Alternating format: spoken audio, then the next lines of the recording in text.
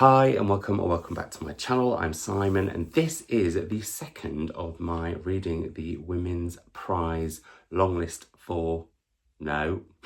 reading the Women's Prize for Fiction Longlist 2025. In the previous vlog, I talked about reading... Oh, I've not sorted this out properly, have I? No, not those two.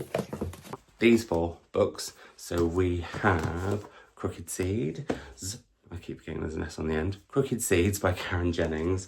All Fours by Miranda July. The Artist by Lucy Steeds. And Nesting by Rasheen O'Donnell. I had already read, when the noise came out, The Ministry of Time by Kellyanne Bradley. And also The Safekeep by Yael van de Wooden. And I am currently reading Fundamentally by Nussaibah Younis, which, as I hinted at the end of the last vlog, like a dreadful tease, I was enjoying with caveats, and I thought I would have a chat with you a little bit more about that now, because, well, we're here. Anyway, and the reason for that is because we're getting straight in it with this vlog. There will be B-roll and other kind of things like the last one as we go along, and I will link that last one down below. I think there's going to be 3 of these in total. So I guess I should start off by talking about what I was expecting from this book before I even picked it up, because I've done that with all the other books in the previous video, and I was intrigued for this because I'd heard quite a lot of buzz about it, and the subject matter and the fact that this is meant to be a comic book really intrigued me. So what this book is about is the rehabilitation of ISIS wives, or indeed the setting up of a programme to rehabilitate ISIS wives, which our protagonist, Dr. Nadia, has gone out to Iraq to do. And in the first half of the book, well, you get very much embroiled with the bureaucracy of trying to set something like that up, and I found it infuriating. Not the writing was brilliant because it was making me infuriated, but the way, in fact, there is so much paperwork, so many meetings about meetings, so many people with so many different designs or motives within the different corporations, and also quite a lot of different corporations vying for the same funding. Plus, and this bit made me really angry, if you want to meet with a minister, sometimes you have to take them on holiday in order to have that meeting, and sometimes the meeting will only last like mere minutes. Like, finding out all about that, and this having come from the author's own experiences in this area, I was just like, this is ridiculous, to the point that it could almost feel farcical. And I did think that this book could go, before I started it, one of 2 ways, which was that it could be, and it's something that I really love, where the humour really amplifies, in its polar opposite nature, the darkness within a book. When that's done brilliantly, I love it. And quite often, more often than not, I will say that is the case with this. However, it does also fall into the other category, which I was a little bit nervous about, where sometimes the humour can dilute the power of the writing around the subject matter, in this case, the rehabilitation of ISIS brides, because there are chunks of dialogue that are just filled with banter to the point where it's like it's almost being shoehorned in. And whilst this has made me really, really laugh on occasion, sometimes we're like, oh, we've gone a bit too far now, or oh, we've, you know, when you do that sort of wince when you hear a dad joke, that sometimes happens here, although more often than not it's either jokes around sex or toilet humour. There are some incredibly funny, incredibly political jokes that I think are handled really brilliantly, but for me so far it's definitely a book that I'm enjoying, but with some caveats. I'm going to carry on with it this afternoon. I think I could easily finish it before the day is through, and then I think I know what I'm going to head to next, but let's not get ahead of ourselves. I have no plans today because it was such a bonkers week last week, as you'll have seen if you've seen that previous vlog, and this week is going to be quite a bonkers week too, as I'm off to London tomorrow morning. So yes, I want to finish this and start something else, because if I am not a little bit of a way into a book on a train, I get completely and utterly distracted by what's going on out the window. Something I'm learning about myself. Oh, and I did say in the last video that at some point in this video I will talk about the Chimamanda of it all with this year's Longlist. I think I'll probably do that when I'm back from being away, partly because I'm hoping to see a few people I can have a bit of a chat about it and get their thoughts on it too. So that will come up later. Heading back to this, no other plans today. We'll catch up with you when I am done. Millie. Oh, Millie.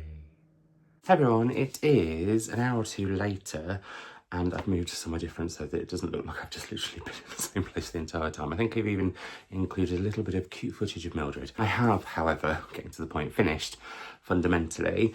And sadly for me, the last quarter didn't really work and went from farcical, which I was kind of fine with. Well, it went through a real adventurous element and I was very tense and I really, really enjoyed that. And then I loved the fact that there was a really, without any spoilers, how do I put it?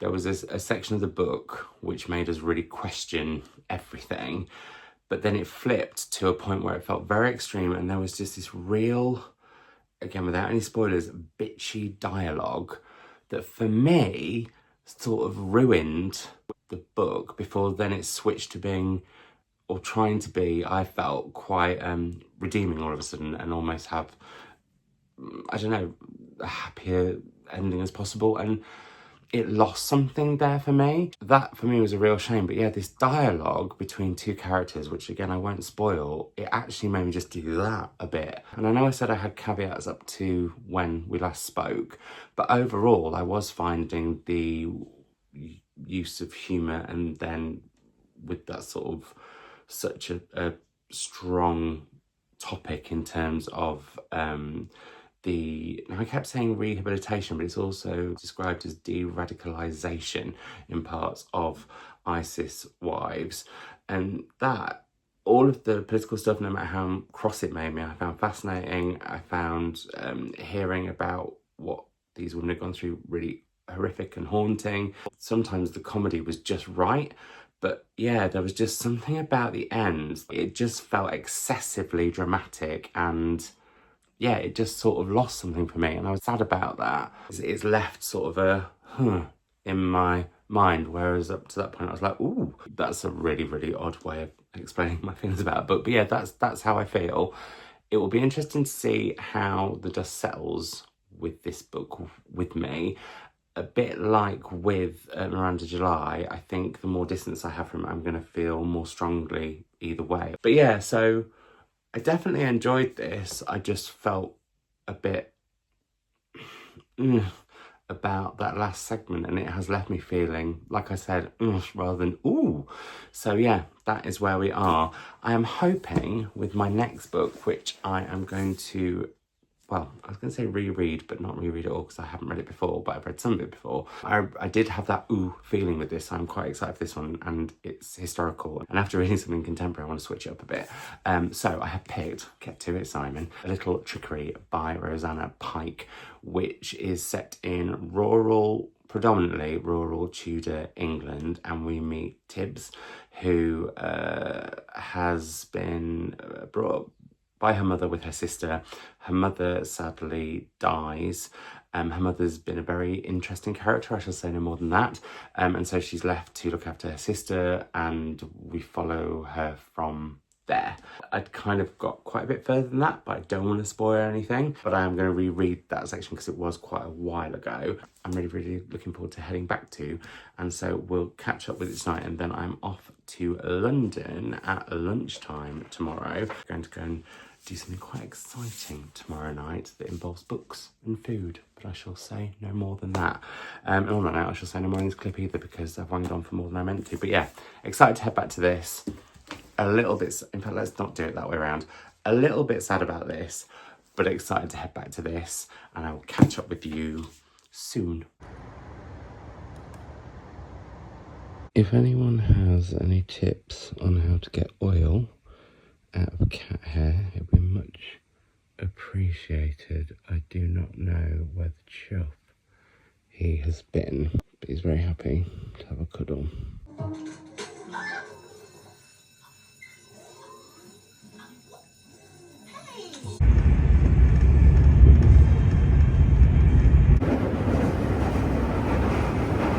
Hey everyone, I am now in my hotel in Soho. I love this hotel. It is Mimi's hotel, although I'm actually in the apartments the next street on, but it's lovely. I just love it. Anyway, enough of my love for this hotel, and on to my thoughts so far with A Little Trickery by Rosanna Pike. As I mentioned, I did start this last year on the recommendation of Ferdia Lennon, who I'll be seeing later this week, and who indeed has a quote on the back.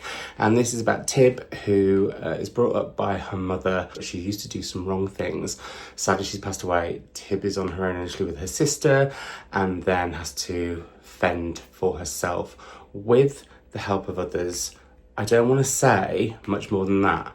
I will say a little bit more than that is, but nothing spoilery, that it's set in rural, I mean, it goes to some cities, but it's predominantly set in the sort of rural areas around cities in Tudor England, which I love as a setting. I love the fact that we have, well, through Tib's eyes, we get to meet a whole load of different outsiders. There's one thing that's happened that's really quite shocking, that I was a bit like, oh, and then felt like a proper gut punch about. Sound really vague. Sorry about that. You need to read it, and then we can have a chat about it. And now she's sort of come across another group of outsiders. That sounds so vague, but I love her as a protagonist. I love her as a narrator. I love the way that it flits between something in the future where someone who Tib befriends is in a really bad situation. It looks like it could be Tib's fault. We shall see. I haven't got far enough to know. Really enjoying it. Loving the writing, loving the humour, loving the naughtiness. It's quite a naughty book, but there's serious undertones within both Tib's story and the story of people that she meets, and yeah, loving it for that. So a rave so far. I am about 100 and something pages in, and we'll get back to this probably, if not for a little bit before I go out later, but definitely when I get back, because it's not a super late night. I'm going to pop to Zara, and then I think I'm going to go to Foyles, just in case I see anything, either with I was going to say a spoon on the cover, but it could be a kitchen utensil for the Savage reading prompt for this month, in case I finish this before the train tomorrow or on the train back tomorrow, because to be without a book, I mean, I'm quite sure I didn't pack two actually, because I had some doubles of books on the long list. Anyway, blah. Let's go shopping, and I'll either catch up with you before, well, yeah, I'll try and catch up with you before I head out, because I'm going to do a costume change and everything.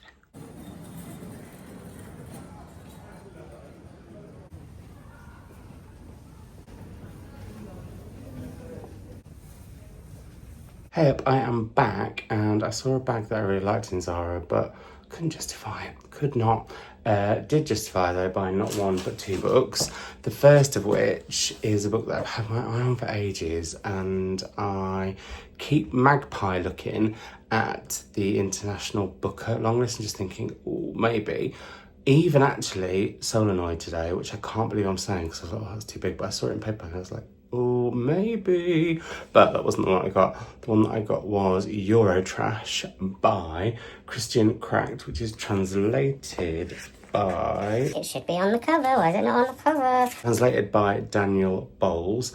And Niven had bought this, Niven Govindan, the author, had bought this when we had dinner last week. And I've been umming and around. I read the blurb and I was like, oh, it's about a man and his mother, and apparently they're both awful, and that instantly just intrigued me. So yeah, I'm very excited for this one. And then I picked up Kitchen by Banana Yoshimoto, which I've been wanting to read for quite a while. I'm slightly concerned I might even have it on my shelves at home, but not this edition, which has loads of kitchen utensils on it. It's got chopsticks, it's got plates, it's got mugs, it's got a pan, it's got a spoon, it's got it all. Well, not all of it, there's no whisk or spatula. But this is one that I am going to have ready in my bag if I finish A Little Trickery before the train or on the train tomorrow. So there we are. Also saw Sarah Cox in there and was thinking, Sarah, you could probably get sent books. What are you doing book shopping? Then I was thinking, I get sent books and I still go book shopping. Not that I'm comparing me and Sarah. Anyway, so that's another aside. I need to get freshened up and changed and get ready to go to, I'm so excited about this, Fortnum and Mason for afternoon tea with Stacey Halls and various other guests. I love Fortnum and Mason, so yeah, that's going to be really lovely. But yeah, freshen up, get ready, go.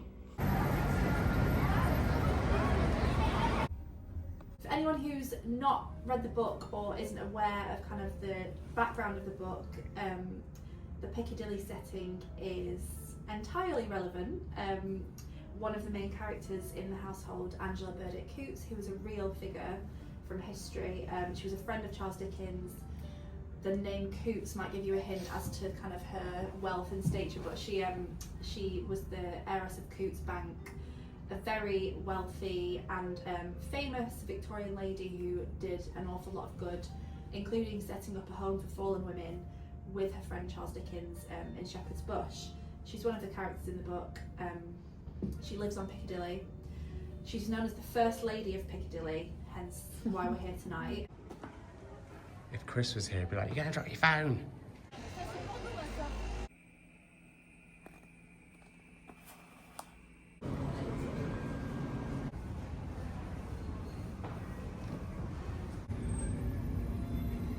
Hi everyone, I realised that I haven't spoken to you this morning, so I've been too busy reading. I have read in bed, checked out, gone to Balance for breakfast, and I'm now near my head office at my work. That's Islington Library, where our charity is based. Anyway, last night was lovely. Saw Jen and Zubs, two of my absolute faves. Saw Stacey, who I adore, and he used to be my editor way back when I used to write for a magazine called We Love This Book. And the afternoon tea was amazing. And yeah, it was great.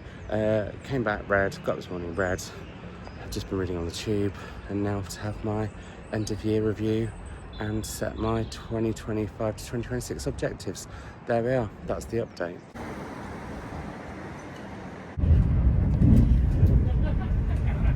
Hi everyone, it is later on and I have come home from London and it's still light, which is so rare. It almost makes me feel like I've got like a whole day ahead of me. I haven't, it's going to go dark probably in the next hour or so. Anyway, I headed back earlier than I normally would because I do like to make the most of being in London when I can. However, I was taking back or bringing back here, because I'm taking it to Birmingham for an event next week, quite an expensive bit of kit, and so I didn't want to be dawdling around London. Speaking of dawdling, you may have noticed that earlier on I fell back into foils and had a little bit of a dawdle around there, and left with Stag Dance by Tori Peters, which I had spotted with this gorgeous hot pink. That hot pink is going nowhere in publishing, is it? Let's be honest. This gorgeous hot pink spread edition, and so I thought, right, I'm going to get my mitts on it, because even though I've got a proof, I really wanted to buy a copy of this, because I think it's really important to be supporting trans writers, particularly at the moment with what is going on in the world. Ugh.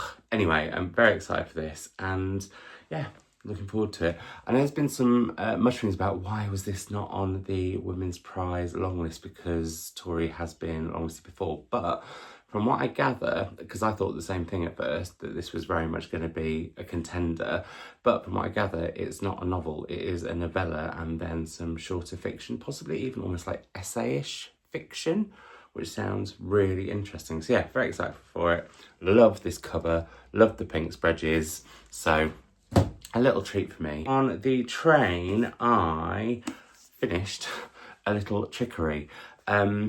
I don't want to say too much more about this book because I really think going into it knowing as little as possible, and then there being some surprises and shocks and spills and thrills and all those things as you follow Tibbs. Yeah, I think that's the best way to experience it, and I wouldn't want to ruin that experience for anyone else. I will say I absolutely love this book. I think Tibbs as a character is absolutely wonderful. I love the way that Rosanna Pike has this deft touch with a character who we laugh along with, never at, and it could be all too easy to make Tibbs a laughable character in the wrong hands because, well, yeah, I won't give more away. But then, as you're laughing with her, something's shocking or something unpleasant or difficult will happen to her or maybe some other people around her. And it's what I mentioned that I was really hoping for in Fundamentally that I didn't quite get, which was where the humour and then that absolute sort of switch to the almost polar opposite, really kind of pulls the rug from under you and really, really makes you think. And this is one of those books. And actually, I'm looking forward to talking to Verdi Lennon about this, because he's been raving about this and he was the reason that I started it last year, although back then it was a case of right book, wrong time. But it did make me think, as I was reading it, of Glorious Exploits, where it's one of those books that is looking at really difficult times and tricky times in subject matter within history, but doing it in this almost contemporary lens with really unusual narration, a real sense of comedy and adventure, and also characters where you as the reader will see them do things that they don't understand quite the repercussions of, but you do, and how that is done so deftly and subtly, and yet kind of at the same time gives you a bit of a wallop with the book, I think is brilliant. And I would say that Rosanna has done that with this, just like I feel like Verdi had done with Glorious Exploits. I wasn't expecting to make that comparison, but I've just thought about it. Anyway, if you love that and you like that sort of historical fiction, and you fancy something similar but set in a completely different time period, and actually not that similar at all, but sort of similar and sort of, yeah, then this is for you. Thrilled to have read that one. And I decided I'm going to head to a book that I think is mainly contemporary, but may have alternating stories or characters in it at different time periods. So maybe there will be a little bit of history in it, but not Tudor, because I want something a bit different. And that is Birding by Rose Ruane. Possibly not going to start this tonight, but definitely tomorrow. I have a whole evening off, which I'm very, very excited about. And then on Thursday, my mum's coming, which sounds like, oh, my mum's coming, so I'm not going to read a single thing, but it kind of is a bit like that. Imagine our videos, but like extended for hours. That's what goes on. Not a whiff of reading at all. So I picked something that's a little bit shorter, as well as being in a more contemporary timeline. Just one, so that I'm reading something quite different, but two, so that I feel like I'm still getting through the list. I'm intrigued for this one. I have heard mutterings about it. I don't know very much. I think one storyline is about maybe a former pop star. It's set in a seaside town, which I'm really, really intrigued for. And it is, I think, alternating characters or alternating timelines. And I quite often like that. I have, within or amongst the mutterings, heard that sometimes you want to be with one timeline or character more than the other. We'll see how it goes for me. I have been looking at this book in bookshops for quite a while and and wanting to get it, so I'm thrilled to have it. So yeah, I'm going to make my own mind up, because I haven't heard too much, because I don't like to know too much before I read a book, which is very odd considering I sort of make part of my job telling people about books before they've read them. But anyway, let's all move on from that. Looking forward to it, and yeah, I don't know if I'm going to head to it tonight. I feel like a night of telly, maybe even a movie, I don't know. But I'm definitely going to start it probably in the morning, because I'm really enjoying at the moment setting my alarm a little bit earlier and just having like 45 minutes of reading before the day begins with a cat or two around me. It's lovely. Anyway, yeah, maybe at some point I should do a video about how much I read and when I read. Is that something you'd like? Let me know in the comments down below. But that's not this video. And frankly, I've talked for too long now. So I'm going to go before it does actually get dark. And I will catch up with you when I have something to say, once I've got a little way into this. I shall speak to you anon.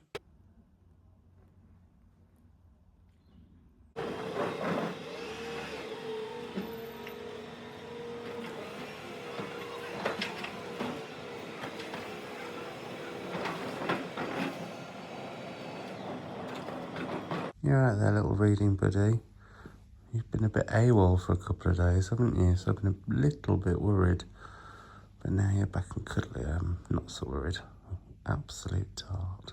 Hey everyone, it is Wednesday, late afternoon, early evening. Well, I never know when the cusp is. It's about 6 o'clock and the sun's gonna go soon, so I thought I'd do a quick catch up, because I have been reading Birding. I read some this morning before work, and then some on my lunch break, and a little bit just after work. And so far I am very much enjoying Rose Ruane's writing. Wow, that's quite a tongue twister. This is set in a crumbling old seaside town, which is savage catnip, I won't lie. I didn't realise quite how much it was my thing until the book opens, and there's this beautiful prologue that really sets the sort of tone of place. And we meet two women who may well pass each other on the street or on the pier or anyway about this crumbling seaside town, but wouldn't necessarily know each other. And I really quite like that as a kind of basis for a book, because it means that there's lots going on and yet they're not embroiled, unless they do become embroiled with each other, because I'm assuming they don't, but I don't know because I'm only currently like just over a third, almost halfway through. And anyway, so we meet these two women, one who is called Lydia, who used to be in a pop band, who is living with her living in her ex-bandmate's hotel that she's bought, and is dealing with an ex who has admitted to some kind of, I think, assault. It keeps being looked at that she's gone through trauma, but it's very hazy, and we're never told really what Henry's done, which at some points I was really struggling with, because I was like, are you purposefully dangling this carrot, or is it just that actually Lydia isn't wanting to really focus on what it is? She's aware of it, she has been aware of it, she didn't know what name to give it, because back then, you know, consent wasn't really a word, but it's how that's coming more and more to the fore, and how that is affecting this sort of frenemy friendship that she has with her ex-bandmate. I don't want to say anymore because I don't want to spoil anything, but the way it's looking at a woman trying to get control of her life again, whilst also dealing with trauma, I'm finding really, really well written. Then we also meet Joyce, who is living with her mother, Betty, and they have kind of fallen from grace. You get the vibe that they were quite a big part or a well-to-do part of this seaside town, but now they've become a bit of a joke. They dress in matchy outfits. Joyce never really does anything without her mother, Betty. Betty is continually belittling her, and the way that Ruane writes both the belittling of Joyce by Betty, but also the way she writes about some of the things that Lydia does to deal with this trauma, has this darkly comic edge. And I feel like I've talked about this a lot in this video, but that is, for me, pitch perfect, where you're giggling, but then actually it's really awful and you have to switch over like on a sentence. And again, I'm discovering that's something that I really, really like, because it really highlights things and sort of really pulls the rug from under you as a reader. And I quite enjoy that feeling in a weird way, if that makes sense. Obviously, I don't like the horrible things happening to either, or having happened to Lydia or happening to Joyce. But the way it's looking at a woman who's trying to gain control, and the way it's looking at another woman who is trying to potentially escape control, I think is really, really, really well done. And the writing overall is brilliant. There's been a few humdingers. I can't remember, there's one piece of dialogue where I went, oh, and there was another one where she said she put herself out like a bin for him. And I was like, oh, I don't know how I feel about that line. I mean, it's sort of good, but also at the same time, I was like, I'm not sure. But that's literally 2 lines, but they have sort of stood out to me a little bit. But overall, as I said, and I feel like I'm being really picky doing that, but I'm very aware that I want to always give books like a really full rounded review. And as I often say, there is no such thing as a perfect book. I wouldn't want there to be. I need to do a video on that at some point. But this, I am so far, like, her writing, I think is overall 99.9% of the time really, really, really working for me at the moment. It's a slow book, and yet at the same time, I think because of the character portraits, character studies that are in this book, it's also a book that's really brimming, and there's just some really interesting dynamics between people. So yeah, I'm looking forward to carrying on with this evening. No major plans tonight, as tomorrow I have another full work day, and then Mum is arriving in the, well, around this cusp time that I can't seem to decide is whether early evening or late afternoon, and then we're going to go and see Ferdy Lennon. So I don't know how much I will get to chat to you, and I don't know how much reading I will get done. I don't think I'm going to be able to finish this tonight, but I'm definitely going to get a bit of, well, I'm definitely going to try and get quite a way through it. So I'll probably catch up with you, I don't know, if not tomorrow, then maybe on Friday. Foster, you don't live here. You don't live here. Morning, Millie.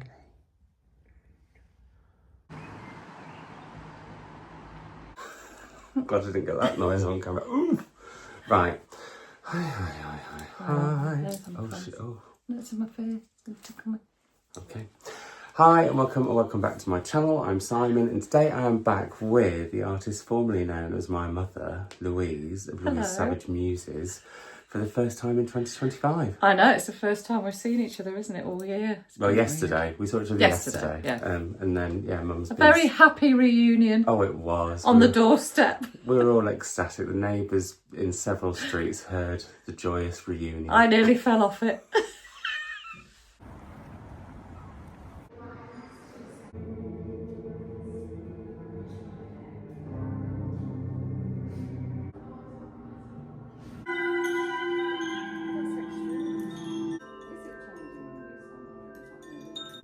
Oh, wow. Sounds like a Hockney.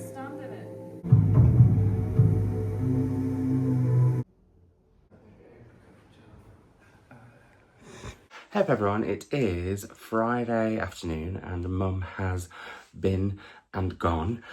We had a fab time last night seeing Birdie Lennon talking about glorious exploits in West Kirby, and then went and had dinner with him and Jordan and Dan and my stepdad and Chris, which was really, really nice at Chat, which if you ever get to go to West Kirby and you want some incredible Indian tapas, head there because it is phenomenal. I mean, I am a big Mowgli fan, but Chat is a big contender for me because, oh, the food is phenomenal. Anyway, so I did that, and then this morning filmed a video with Mum, and then just a catch-up video, which I'll link down below in case you missed it, and then went to the Williams Art Gallery, which is not far from me, sorry, itchy nose, and has recently reopened and has some quite incredible new artwork going on. There was this really weird sand thing with lights, and oh, it was quite, yeah, strange, as you'll have seen. Anyway, bookish stuff. Have finished Birding, and I really liked this book. With the subject matter, I don't like to use the word liked. I thought Rose Ruane's writing was brilliant. I thought Joyce and Lydia, both as characters, character studies, their stories were done really well. I don't want to spoil anything by adding too much more than that, but I do think, and I know I've talked about this a lot in this video and I'm going to do it again, that when authors use that humour flipping into the polar opposite, it works so well. And if you've read this, I think one of the finest examples that I've seen of that is in The Miniature Village. That's all I'm going to say, but that to me was hilarious, horrific, hilarious, horrific, hilarious. And I thought the way that Rose Ruane did that was amazing, and that kind of carries on throughout the book. And I think she's brilliant at dialogue, she's brilliant at writing characters. There were some secondary characters that come to the fore that I really loved, and then there was one that I felt like maybe was a little bit shoehorned in. Maybe I'll talk about that in more detail at some point, but yeah, overall, really enjoyed this. This was a really pleasant surprise to me, even though it's got some quite unpleasant themes in it. And I will definitely head to Rose Ruane's debut book whenever I happen upon it in a bookshop. So yeah, this for me was a really great experience. I am going to stop reading women's prize books for a little bit because next week on Thursday I'm interviewing 3 authors and none of them are on the long list. It's these 3 authors. We have Alex Hayes, The Queen of Fives. This is going to be my March read for Ben. I always trip over this. This is going to be my March read for Ben Reads Good's Reading Good Challenge Prompt, which is a book with 15 letters in the title. And yeah, The Queen of Fives is 15 letters. 5, 15. So we've got that. We also have The Sirens by Amelia Hart. I really enjoyed Wayward when I read that. Was it last year, the year before? And did an event with her then. And also this big chunky one, which I think I'm going to start first. The Woman in the Wallpaper by Laura Jones, which sounds like it's a cracking historical novel set in 1790s France, which I don't intend to head to. So I'm excited for that. So there we are. That is that. I am probably, I think, going to head to maybe, as I've got trains on Tuesday, because I think this is going to take me, I'm going to start this one shortly, and then I think that's going to be the next 3 or 4 days of reading done. But my plan is, I think, to pick up Elixabeth Strout next, as I have approved that, and I can therefore pack it in my bag and take it to Birmingham with me for work next week. And I don't mind it getting battered about too much. But yeah, I may over the weekend pop back in to have a little bit of a chat with you, as I have mentioned, about the Chimamanda of it all. But I want to get this big old chunkster done first, so, or maybe halfway through. Anyway, that's the plan. I'm going to stop waffling on now and catch up with you when I catch up with you. Absolute lads holiday going on our neighbour's, well, shed roof.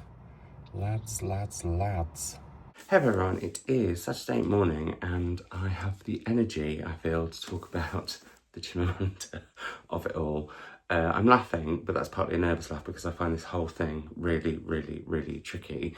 I'm also, just as a side note, aware that I think I've sounded really tired in the last few clips, and I have been, and I continue to be. But anyway, so I am not going to be reading Dream Count at this long list stage. As I mentioned when I unboxed the long list, Chimamanda is an author that I have been a huge, or was a huge fan of for a very long time. Half of Yellow Sun, one of my absolute favourite books ever. And I thought that, I don't love Americana actually, and I've never finished it, but I enjoyed her short stories, I enjoyed Purple Hibiscus, and I thought what she did for the, well, I was going to say queer community, the LGBT community in Nigeria was phenomenal. However, there have been some tricky comments, transphobic comments frankly, from her that she has not cleared up or apologised for, and has actually since sort of sided with the J.K. Rowlings of the world, and I am not here for any of that.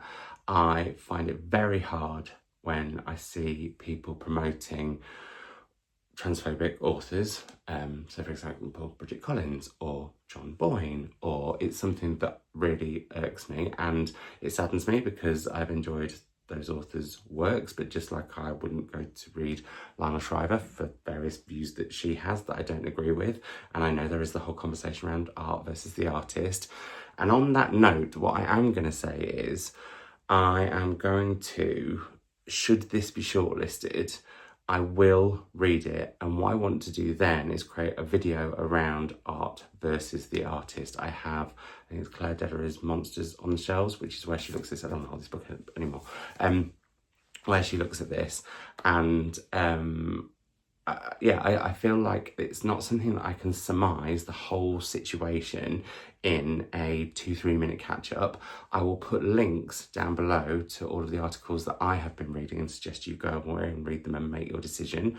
And yeah, so that's where I'm at. I won't be reading that book, or this book actually. And I should say, like, when it arrived with the proof and I had a signed note and everything, me, I don't know, 10 years ago would have been so overjoyed at that, but then what happened, you know, a couple of years after that, I found tricky. And I think you may have certain views in life, but when you're hurting people or they're dangerous and you don't apologise or make that note that what you could be saying is dangerous, I think, yeah, that for me is a line.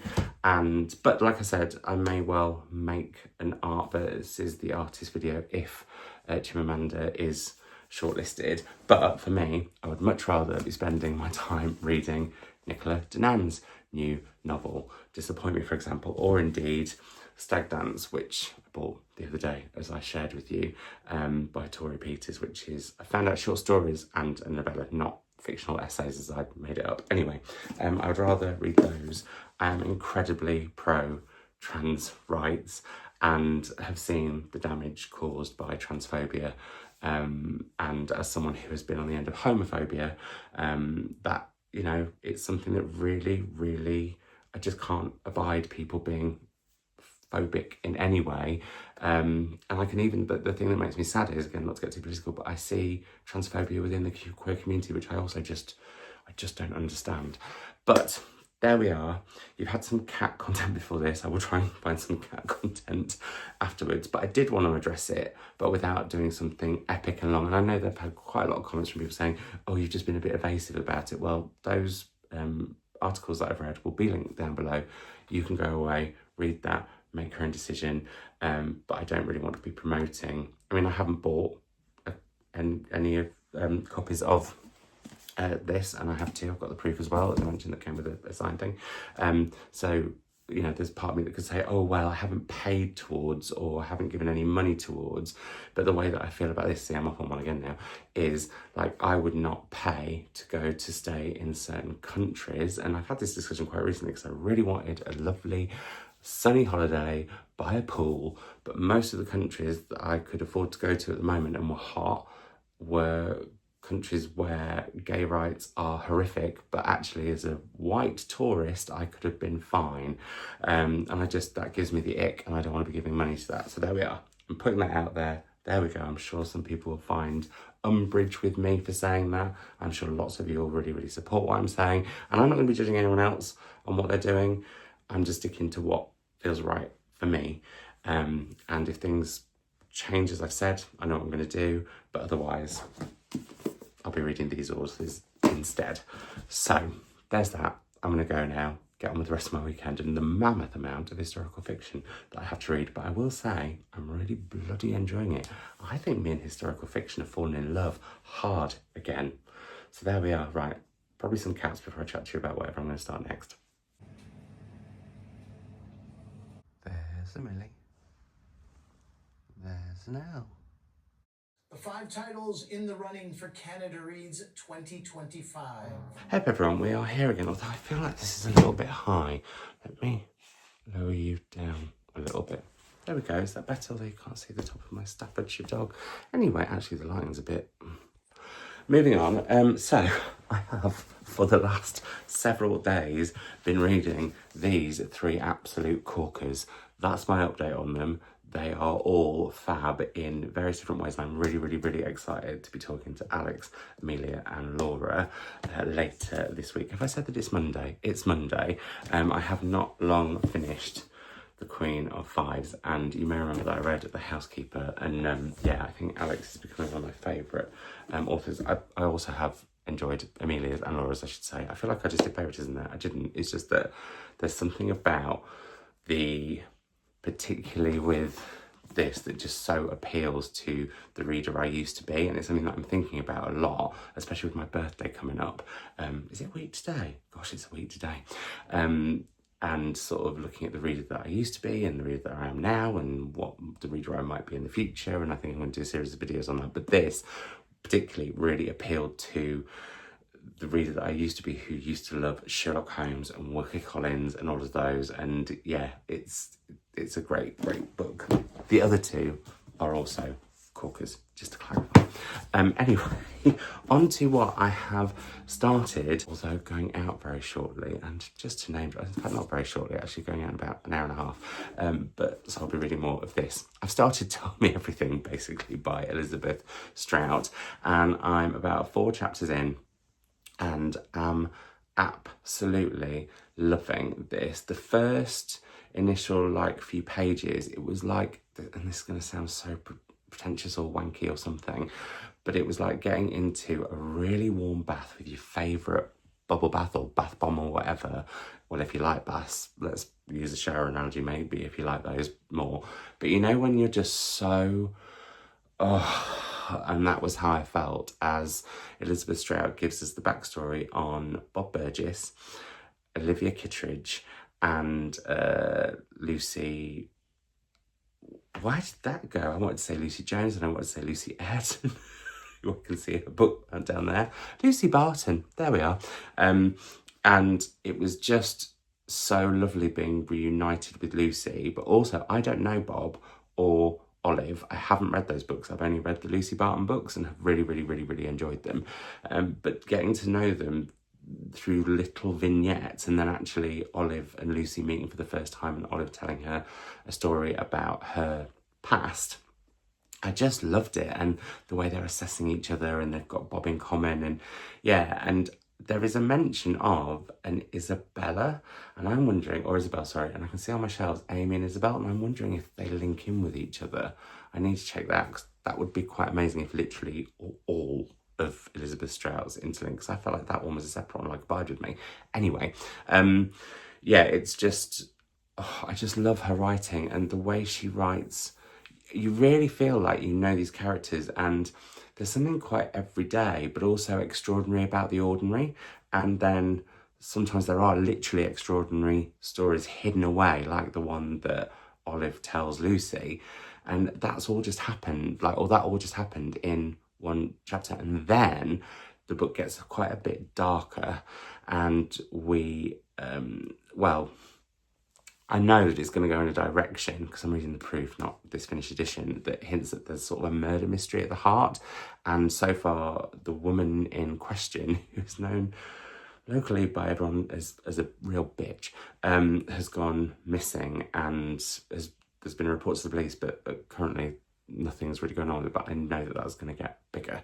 There's foreshadowing with it, but also I read the inside of the proof, and it was mentioned. So yeah, but I just love Elizabeth Strout's writing so much, which also makes me feel like maybe I can't be quite so objective about this one, because I just know I'm going to love it. I think Elizabeth Strout could probably write pretty much anything and I would love it.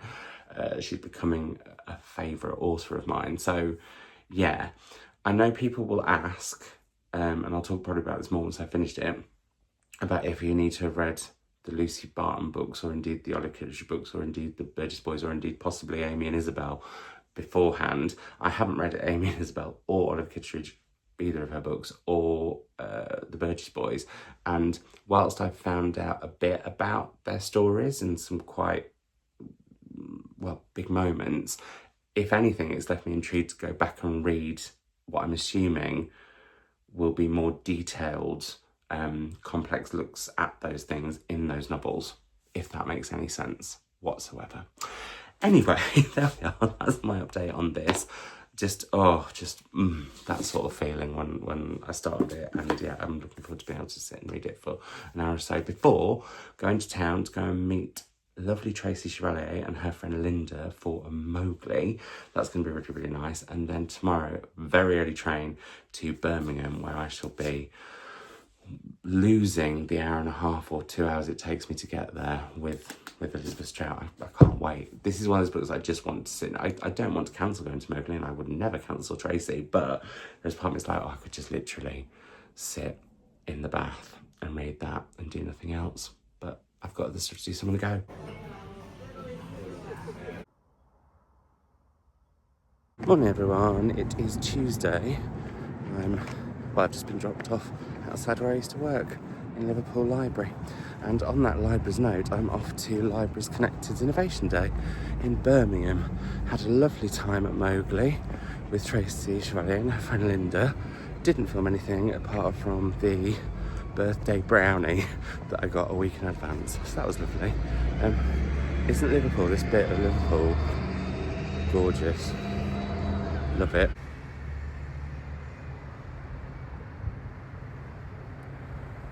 The Books Unbanned program, American libraries, American censorship. Emma, why is that the Simon of Dogs? Compliment. Why? It looks like you. Zoom in on the beard. It's important. It looks like me. Thanks, Emma. Thanks.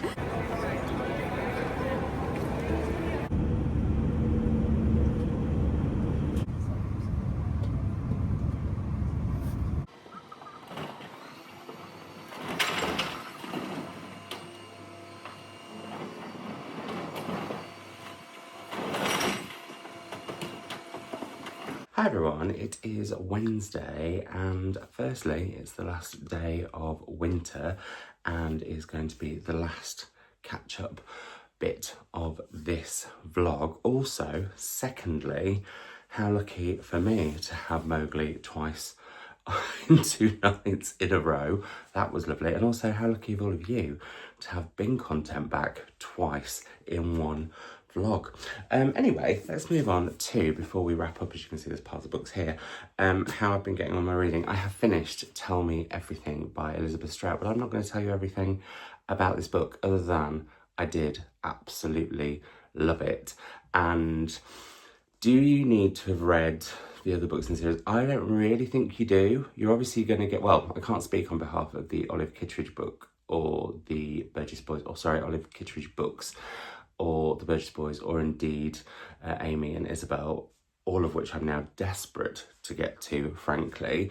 But I didn't feel like anything was spoilt for me with those. You get a lot of the see, I don't know if the stories that you hear about them in here are the stories in their previous novels. So yeah, I can't really tell you. In terms of Lucy Barton, and having read the Lucy Barton books up to this point, obviously when you read a series, you get to really know the characters, they grow with you, you get to know their past, you get to know all different things. And so maybe, but I think had I not, I still would have got loads out of this book, but also been intrigued to go back and find out her story. And I think that shows what an incredible writer Elixabeth Strout is. I mean, the thing that really shows what an incredible writer Elixabeth Strout is that I have lived with these characters if I know them. I really care about all of them, warts and all, nice or not, the whole shebang.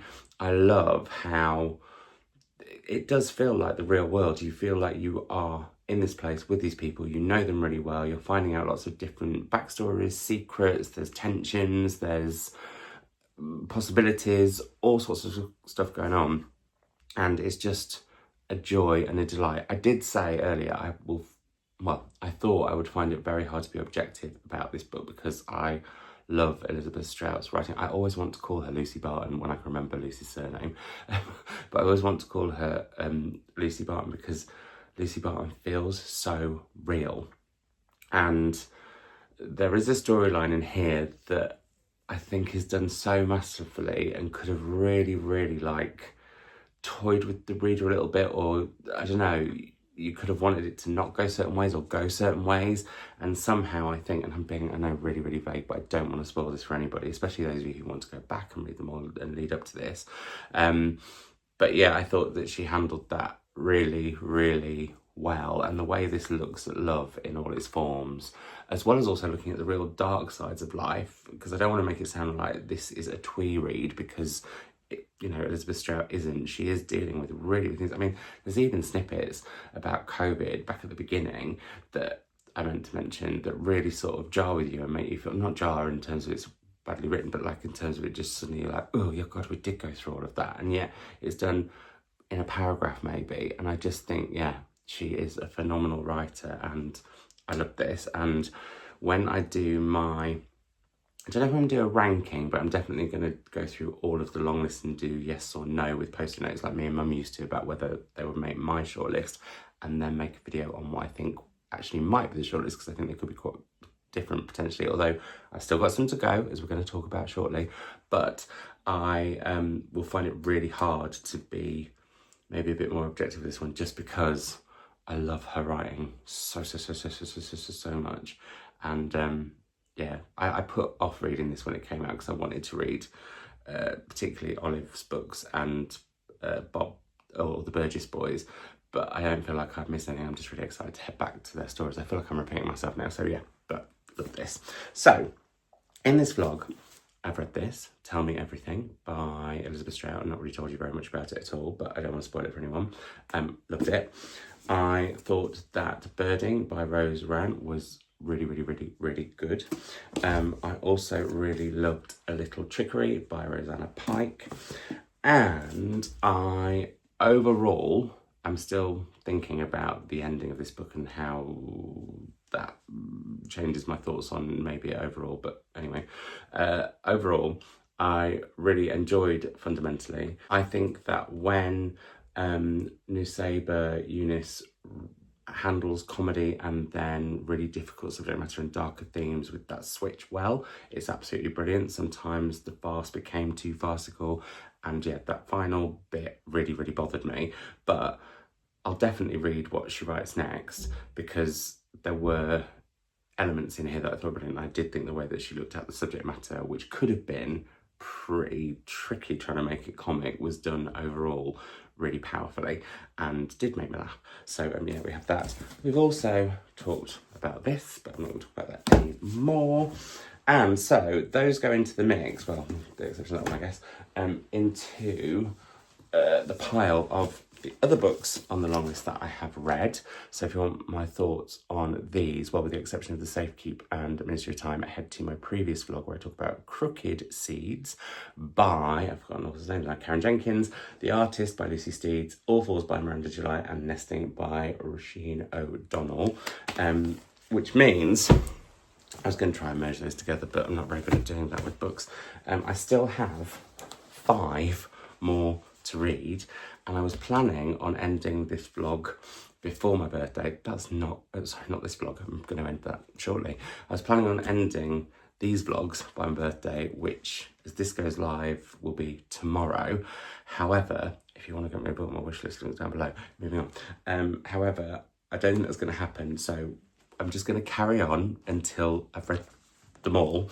But yeah, I've still got these 5 to go, and they are Amma by Sarade De Silva, Somewhere Else by Jenny Dykes, let me know in the comments down below, I'm sure you will.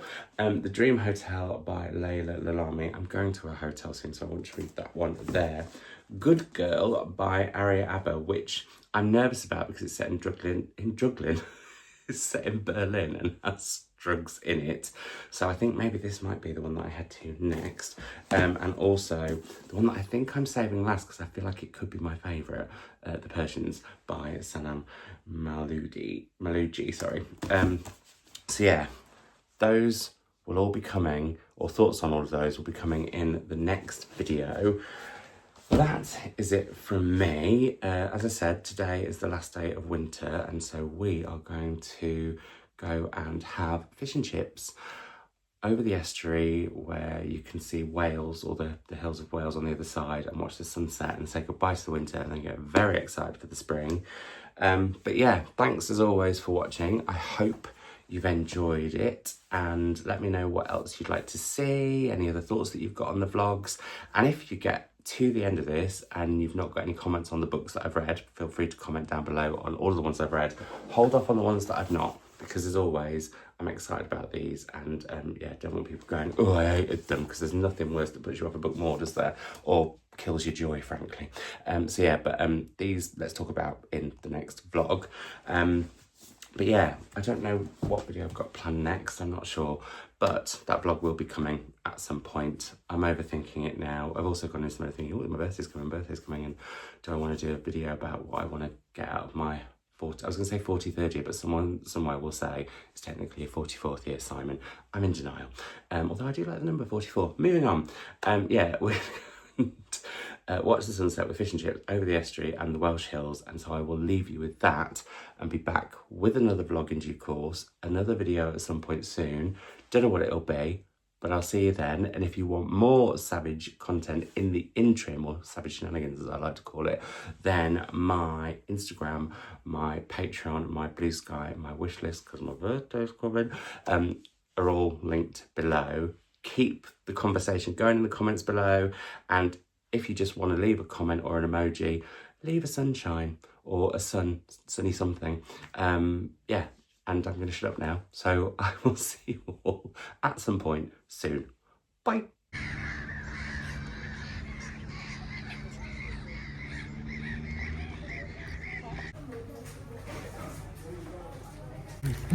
Chris always brings his own tomato sauce and forks.